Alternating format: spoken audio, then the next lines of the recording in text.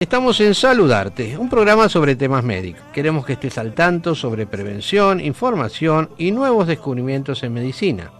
Desde hace 10 años, todos los martes a las 18 horas, a través de la 92.5 MHz FM Signos, Vicente López, provincia de Buenos Aires, y a través de la página web www.fmsignos.com.ar, nos podés acompañar y así aprender a cuidarte y cuidar a los demás. Desde la provincia de Córdoba nos escuchan por la 94.1 FM Perfil Jovita y la 103.5 Radio Hipótesis desde la localidad de General Lavalle, y desde la ciudad de Catamarca a través de la 92.9 Radio Sof. Nuestro operador Juan Manuel Verdión, nuestra productora la licenciada Susana Fray Díaz, mi colega y amiga la doctora Carmen Vázquez Rodríguez y quien les habla el doctor Marcelo Gus. Te damos la bienvenida a nuestro programa. En el marco de esta situación difícil que estamos viviendo, que tiene que ver con el COVID, con la pandemia y con las nuevas medidas que se van a tomar en la Argentina, queríamos tener también un panorama de lo que está pasando en otros países, en este caso lo que está pasando en Europa. Por eso estamos en conexión con nuestro amigo, el doctor Camilo García, que él es médico especialista en medicina nuclear y trabaja en las salas de COVID de la red de hospitales de Epicura de Bélgica, en Europa. Así que queremos hablar con él sobre la situación en Bélgica y también en el resto de Europa, a ver cómo están las cosas. Camilo, ¿me estás escuchando? Sí, perfectamente. ¿Cómo estás? Muy bien, buenas tardes. Un placer saludarte, Camilo. Igualmente. A ver, vamos por parte. Primero contame qué está pasando en especial en Bélgica, porque en Bélgica tenía una situación especial que nos habíamos contado vos respecto a la vacunación, y está pasando en el resto de Europa. Bien, en Bélgica y digamos en la Europa comunitaria, lo que se está dando es primero que se validaron solamente 3 vacunas para administración actualmente en seres humanos, en realidad 4, pero que solamente están en el mercado 3. Son las vacunas de Pfizer, Moderna y AstraZeneca. Se aprobó la de Johnson & Johnson, pero la de Johnson & Johnson todavía no ha llegado a Europa. Como ustedes saben, las vacunas ARN de Pfizer y Moderna tienen algunas condiciones de administración y sobre todo de logística, porque se tienen que mantener a muy bajas temperaturas. Y la vacuna AstraZeneca, hubo problemas de distribución y actualmente muchas críticas sobre enfermedad embólica, fundamentalmente en pacientes jóvenes, con una presentación inhabitual de enfermedad embólica contravascular diseminada. Sin embargo, hay que darse cuenta que este efecto adverso que probablemente tiene la vacuna, ya la Agencia Europea de Medicamentos lo da como un efecto adverso probable de la vacuna. Es un efecto adverso extremadamente raro, y que el beneficio de la vacuna con respecto a este efecto adverso realmente está en favor del beneficio y no de una acción deleteria hacia la salud. Claro, es decir que en Europa están dando en general, ¿no? Son las 3 vacunas que se están dando: Pfizer, Moderna y AstraZeneca. Así es. Puede ser que la de Janssen, ¿qué faltaría para que sea ya aplicada? ¿Está en la fase 3? ¿Cómo está esa vacuna? No, está con aprobación de puesto sobre el mercado. Lo que pasa es que no ha llegado la vacuna al territorio nada más. Correcto. No se puede vacunar con algo que todavía no tenemos. No tiene. Contame, ¿la de Janssen es de una sola dosis? Así es, una sola dosis. Claro, eso sería la practicidad de esto. Contame cómo están los casos, Camilo. ¿Están aumentando? ¿Están en una ola, tercera, cuarta ola? ¿Cómo están las cosas? Bueno, acá hablamos de la tercera ola. Digamos, tuvimos la primera ola a principios del año 2020, de marzo a finales de mayo, y una segunda ola que claramente fue una ola importante a partir de noviembre, diciembre, y ahora estamos en la tercera ola, con situaciones un poco diferentes en varios países. Por un lado, en países donde la primera ola estuvo muy bien controlada, como por ejemplo en Alemania. Uh-huh. Actualmente la situación está muchísimo más complicada. Bélgica, que tuvo una primera ola muy importante, una segunda ola mucho mejor controlada, y la tercera ola mejor controlada que la segunda.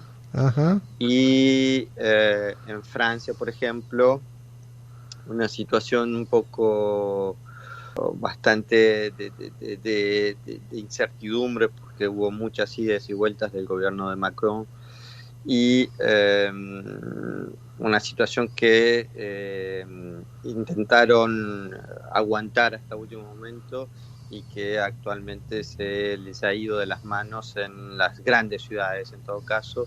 Claro. Por eso el gobierno francés decretó un nuevo confinamiento a partir de la semana pasada. Claro. Es decir, que es variado la situación de de todos los países, ¿no? Les llegó de distintas formas. Tiene que ver con que, por ejemplo, en Bélgica las restricciones se mantuvieron durante bastante largo tiempo, y sin salir de restricciones bastante importantes, aunque que sí hubo entrada y salida de las restricciones en Francia, por ejemplo, y que actualmente, por ejemplo, en la zona de París y el Gran París, la ocupación de camas en terapia intensiva se está hablando de un 120%, quiere decir que hay más camas, hay mayor la ocupación de las camas de terapia intensiva de las que hay efectivamente. Claro, sí, pero sí, es muy probable que lo que se está viendo es que, bueno, lo que se está viendo, han cerrado muchísimas salas de quirófano, y que esas salas de quirófano y los respiradores de esas salas de quirófano se están utilizando actualmente como salas de terapia intensiva. Claro, correcto. Sí, te cuento que acá en Argentina estamos pasando, en este momento, supongo que estarás al tanto, una situación complicadísima, y ya a partir de estos días se van a tomar medidas restrictivas nuevamente y bastante fuertes, por lo que se está escuchando. Así que sí, eso es lo que leí, que muy probablemente se pase a fase. En este momento, el tema de las restricciones, ¿en toda Europa se está cumpliendo? ¿Cómo lo ves eso? Porque yo me enteré, tengo mi hijo que está viviendo en Alemania, me enteré que ahí la cosa está muy difícil y se están cumpliendo las restricciones. ¿Vos pensás que la gente está cumpliendo con todo lo que se le pide, con la distancia social, con el lavado, con todo lo que establecen las normas? Digamos, como que hay una situación de bastante fatiga y de hartazgo de la sociedad, de lo que está ocurriendo. Por un lado, hay también una situación de empobrecimiento de ciertas capas sociales, y estas restricciones lo viven como un golpe más al poder adquisitivo. Y por otro lado, las restricciones sociales han generado muchísimos problemas de salud mental, sobre todo en las poblaciones más jóvenes. Claro. Y esto se resiente de una forma muy importante, y lo que estamos viendo también es que la vacunación, que en muchos países de Europa fue principalmente orientada a las primeras vacunas hacia las personas mayores, actualmente lo que estamos viendo es que los pacientes que están en terapia intensiva y que llegan a salas de internación COVID son mucho más jóvenes que los que veíamos en la primera ola. Estamos hablando de que en Bélgica, por ejemplo, la edad media de los pacientes internados en terapia intensiva es de 49 años. Ha cambiado. Estamos hablando de población adulta relativamente joven, ¿no? No, seguro. ¿Y eso a qué se debería? ¿Tal vez a la nueva cepa, Camilo, que está atacando? No, principalmente que se ha vacunado de una forma bastante masiva en los pacientes mayores de 60 años. En Bélgica, actualmente, el 16% de la población mayor de 18 años ha sido vacunada, pero se calcula que aproximadamente el 80% de los pacientes de más de 70 años han sido vacunados. Bien, muy bien. Por lo menos con una primera dosis, ¿no? El 6% de la población total de mayores de 18 años han sido vacunados. Entonces lo que se ve fundamentalmente es que, y es lo mismo que se vio en Israel al principio, es que lo primero que baja es la tasa de pacientes hospitalizados en terapia intensiva de los pacientes añosos. Y Claro. entonces lo que estamos viendo es que los que están llegando a terapia intensiva son pacientes más jóvenes, y fundamentalmente porque también está esta situación de un poco de cansancio y de menor respeto de las restricciones y de los contactos sociales. Claro, correcto. Y bueno, y esto es un poco... Y contame... Es muy alertante, a nosotros nos alerta mucho. Camilo, y respecto te preguntaba sobre la nueva cepa, que en Europa creo que es la cepa inglesa, no está actuando, no está, tenía entendido que estaba justamente contagiando a gente joven también, ¿no? Era una cepa muy contagiosa. ¿Cómo se está viviendo eso? Digamos, lo que sabemos del variante británico es que tiene una contagiosidad de aproximadamente 50% más contagiosa de la cepa original. Uh-huh. Con lo cual la cantidad de enfermos es muchísimo mayor por cada clúster, digamos, sí. Y al mismo tiempo la probabilidad de que haya enfermos graves que necesitan hospitalización es mayor justamente por la mayor cantidad y la rapidez con la cual se transmite esta nueva variante.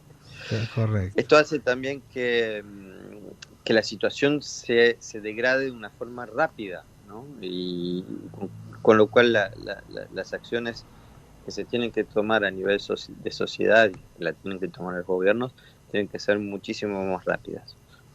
Y el problema es que actualmente hay una situación donde los parámetros exclusivamente sanitarios han dejado de ser los parámetros guía y otras. Nuevamente estamos viendo que los parámetros económicos han tomado cierta preponderancia en las decisiones de ciertos gobiernos. Claro.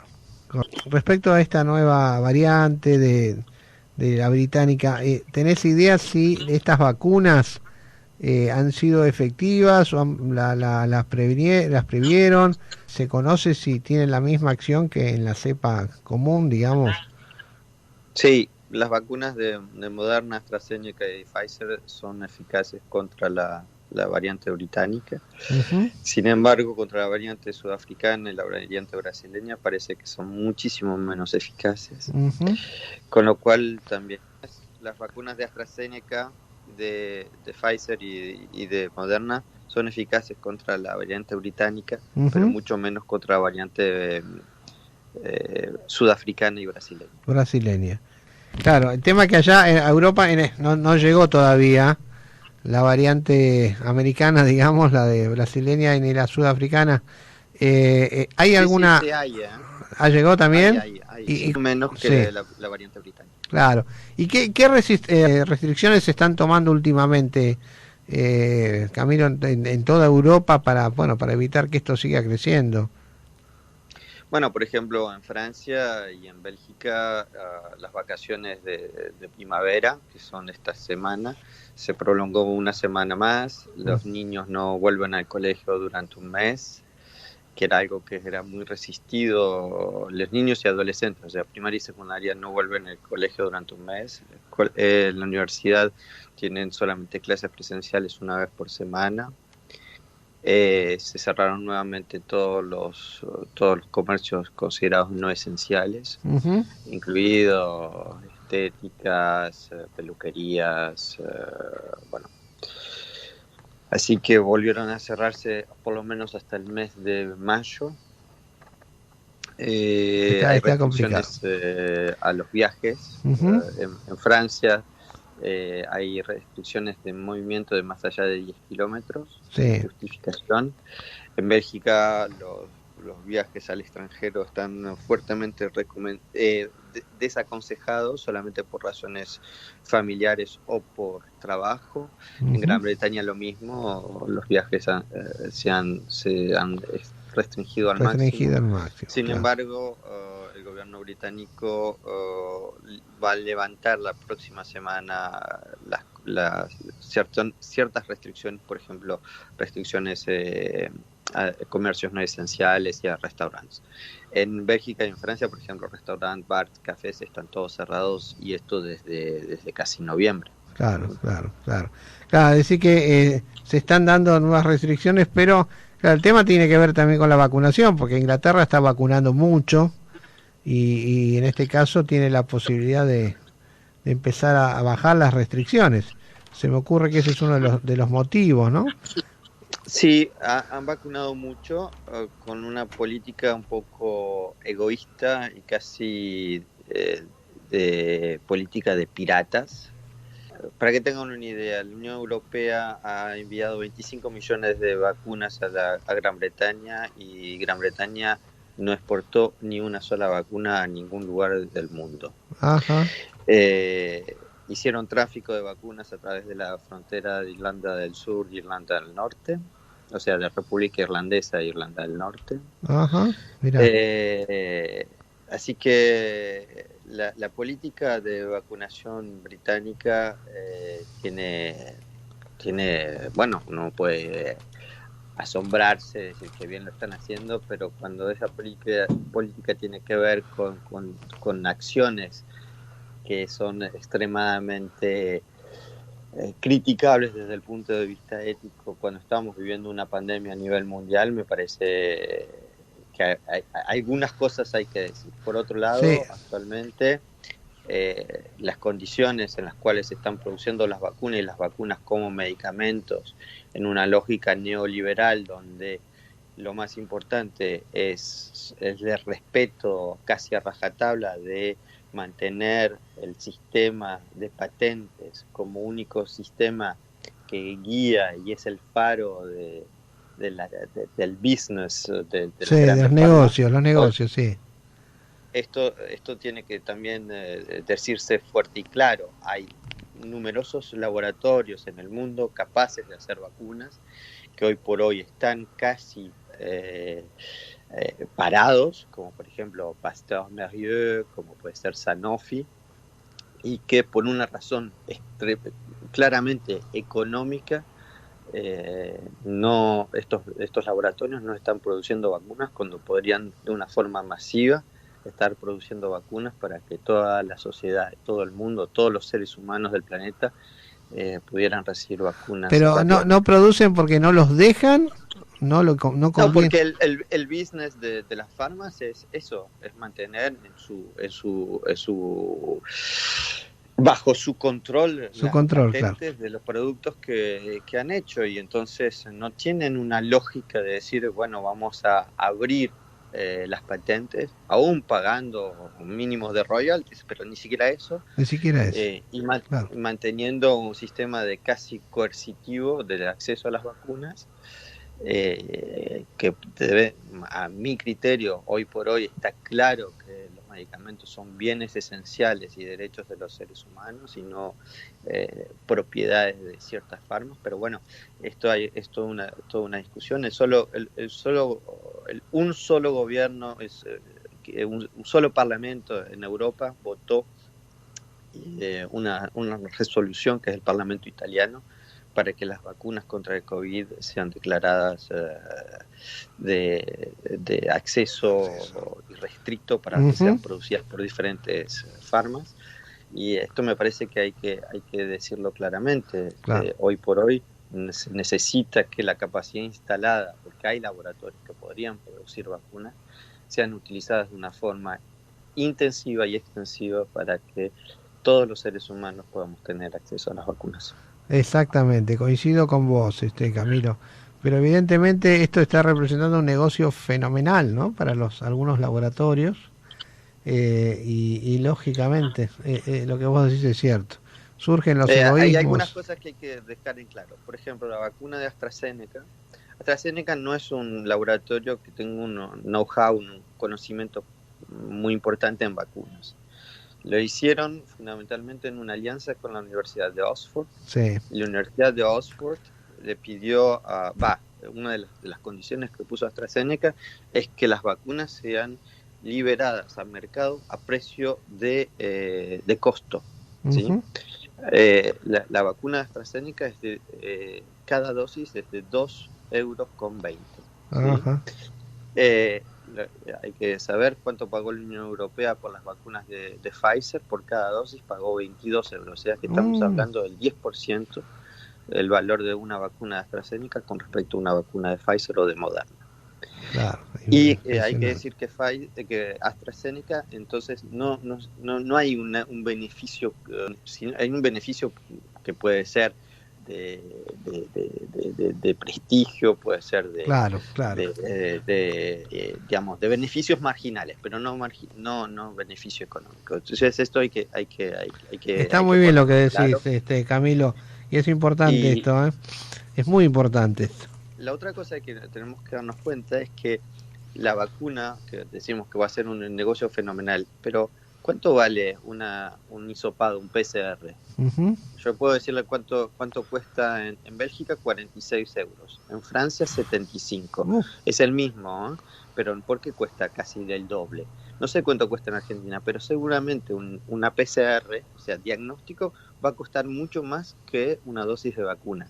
Esto también es una aberración, claro, del sistema en el que vivimos, donde el diagnóstico cuesta más caro que el tratamiento, que en este caso es una vacuna. Claro. Me parece esto que también es importante discutirlo a nivel social, porque me parece que la sociedad tiene que en algún momento posicionarse para decir que esto en el futuro habría que evitarlo. A ver, Camilo, las vacunas, ¿se las cobran a todas las personas que se la dan o el Estado se hace cargo de en algunos casos? No, las vacunas son actualmente en Europa, en todo caso, están cubiertas por la Seguridad Social. Por la Seguridad Social, está bien. No pagan nada. No pagan nada, está bien. Es como acá, claro, lo pagan los estados entonces, está bien. No exactamente, porque la Seguridad Social no son los estados en todos los países de la Unión Europea. Acá sí. La Seguridad Social, por ejemplo, en Bélgica es un sistema del tercer pagador, o sea, son los trabajadores que colaboran con su propia seguridad social, o sea que los que pagan su seguridad social son los trabajadores. Y en Argentina también, porque las obras sociales las mantienen los trabajadores. Claro, pero el tema es que las vacunas en Argentina las compró exclusivamente el Estado Nacional. Está pensando, como vos decís, Camilo, que las entidades, las obras sociales, medicina prepaga, se pidió comprarlas, pero todavía no está ocurriendo esto. En este momento solamente el Estado Nacional compra las vacunas. Tal vez en el futuro pase eso. Puede ser, pero digamos que cuando yo digo las paga la Seguridad Social, lo que quiero significar es que, primero, el Estado somos todos. Exacto. Segundo, el Estado soy yo, son ustedes, somos vosotros, ellos, todos juntos. Uh-huh. Pero la organización de la Seguridad Social en diferentes países de la Unión Europea tienen diferentes formas de organización. Claro. Y, por ejemplo, en Francia es una organización totalmente centralizada a través del Estado Nacional. Uh-huh. Pero en Bélgica, por ejemplo, no lo es, y es un sistema de tercer pagador donde los trabajadores son, en sus cotizaciones sociales, son miembros plenos de la colaboración a la seguridad social. Entonces, por eso, nuevamente, esta cuestión de la gratuidad no es tal, porque en realidad los trabajadores y los ciudadanos en general con sus impuestos colaboran. Sí, seguro, es así, no existe la gratuidad, eso estoy de acuerdo. Acá es distinto el que pone la plata, pero finalmente, como vos bien decís, la plata la terminamos poniendo todos, es así. Así es. Camilo, te hago la última pregunta. A ver, esto es algo muy, muy tuyo, muy personal. ¿A vos te parece que todo lo aprendido en este año se pueda poder aplicar en este 2021 para poder salir, no te digo pronto, pero relativamente pronto de esta crisis que estamos pasando? ¿Sirvió el 2020 para aprender? Pienso que algunas cosas sí hemos aprendido, pienso que vamos a seguir aprendiendo y pienso que el 2021 nuevamente va a ser un año extremadamente duro. Uh-huh. Me acuerdo que cuando hablamos a finales del año pasado, yo tal vez fui un poco pesimista en la visión que les había dado en la última charla que tuvimos. Pero pienso que nuevamente, primero, la vacunación, por lo que estamos viendo, no va a ser la solución inmediata a la crisis que estamos viviendo. Muy probablemente vayamos a tener muchísimas variantes de COVID, con lo cual vamos a tener que modificar probablemente las vacunas que estamos utilizando actualmente. Probablemente las vacunas no tengan la duración, una duración extremadamente larga, con lo cual vamos a tener que hacer vacunaciones de segundas o terceras dosis. Claro. Y me parece que lo que tenemos que cambiar fundamentalmente es la forma en la cual nosotros nos hemos comportado en los últimos años, que ha sido una forma extremadamente agresiva con respecto al medio ambiente y a la naturaleza en general. Y me parece que si no aprendemos eso en esta gran crisis, lamentablemente va a haber nuevas pandemias que van a ser cada vez más agresivas, porque nuestro planeta va a estar en peores condiciones para poder responder. Y yo tengo otro elemento que me inquieta mucho, que es que probablemente esta gran crisis va a generar una gran ola de pobreza, uh-huh, y de sufrimiento social, y que si las sociedades no ponemos todos una voluntad para poder ayudar a aquellos que van a estar en situaciones muy, muy complicadas en los próximos años, es probable que esto genere muchísima revuelta social y que situaciones muy violentas se desarrollen en los próximos años. Bueno, muy bien, Camilo, la verdad que esta conclusión final es muy interesante y bueno, es para tenerla en cuenta. Te agradezco, Camilo, todo esto. La verdad que nos pone muy bien escucharte, ¿no? Porque sos una persona que sabe lo que está pasando en el mundo y especialmente en Europa, por eso queríamos contactarte.